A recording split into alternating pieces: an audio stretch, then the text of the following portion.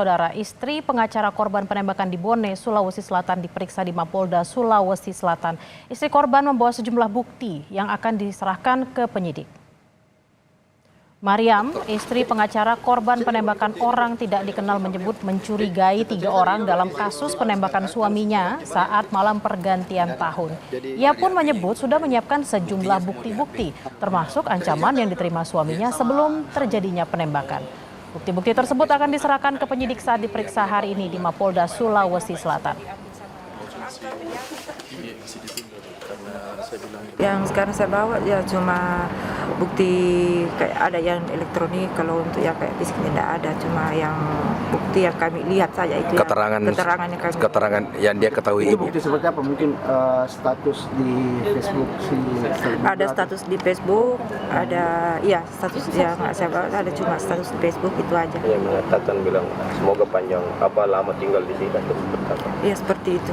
Ancaman Kurang lebih seperti itu. Yang tulis di Facebook akunnya laki-laki perempuan apa? Laki-laki.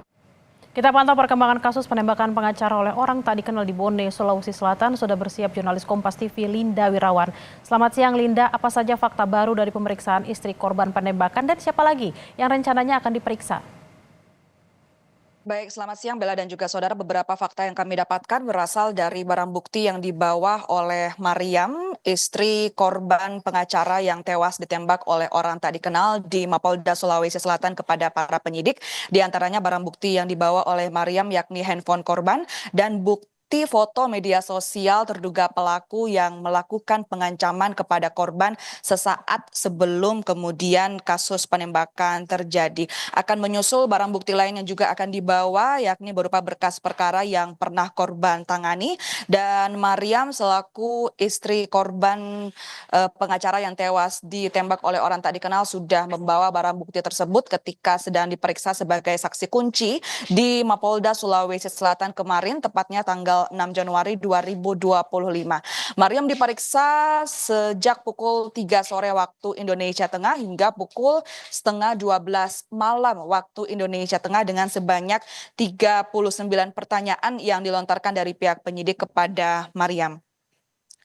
Selanjutnya kemudian istri korban menyebut kepada penyidik mencurigai sebanyak 3 orang, di mana 3 orang ini 1 orang dicurigai karena sesaat sebelum kejadian ketika kemudian santap malam tahun baru dilakukan di tempat kejadian perkara, orang yang dicurigai ini sempat menyuruh korban untuk menggeser tempat duduknya dan tidak lama kemudian kasus penembakan itu terjadi. 1 orang lainnya yang dicurigai adalah orang yang melakukan pengancaman kepada korban yang terkait dengan kasus perkara yang ditangani oleh korban, dan 1 orang lainnya dicurigai karena di sore hari kejadian orang yang dicurigai ini bolak-balik dan juga mondar-mandir di depan tempat kejadian perkara sebelum akhirnya di malam hari kasus penembakan ini terjadi.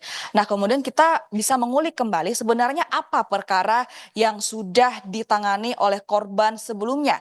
Istri korban sempat membeberkan kepada awak media bahwa korban sedang mengerjakan total 6 kasus yang dibagi menjadi 3 kasus pidana, 1 kasus perdata, dan 2 kasus perceraian. 1 kasus pidana sudah lama dikerjakan sebelumnya, sedangkan 1 kasus pidana lainnya mengenai penyerobotan dan pengerusakan lahan yang sementara berjalan dan yang baru-baru ditangani oleh korban di hari kejadian pada tanggal 31 Desember 2024, yakni penyerobotan lahan yang berlangsung di Kabupaten Bone dan sempat didampingi terlapor di hari kejadian ke Mapolres Bone. Dan dari 6 kasus tersebut istri korban mengatakan ada 2 kasus yang menonjol yang ditangani di Kabupaten Bone, yang dua-duanya ini merupakan kasus penyerobotan lahan. Sedangkan saudara, untuk mengenai siapa lagi yang akan diperiksa, kami masih belum mendapatkan informasi mengenai hal tersebut. Namun sebelumnya polisi telah memeriksa sebanyak 18 orang saksi yang telah dimintai keterangan dan dituangkan dalam berita acara pemeriksaan terbagi menjadi saksi yang berada di tempat kejadian perkara, saksi yang berada di sekitar tempat kejadian perkara, dan saksi di luar tempat kejadian perkara. Mengenai kemudian siapa pelaku dan sebenarnya apa motif pelaku, polisi hingga saat ini masih terus melakukan penyelidikan, dan dari pihak Polda Sulawesi Selatan terus mengimbau kepada masyarakat untuk tetap tenang dan tidak tergiring oleh opini yang berada di luar sana sambil menunggu penyelidikan dari pihak kepolisian. Bella.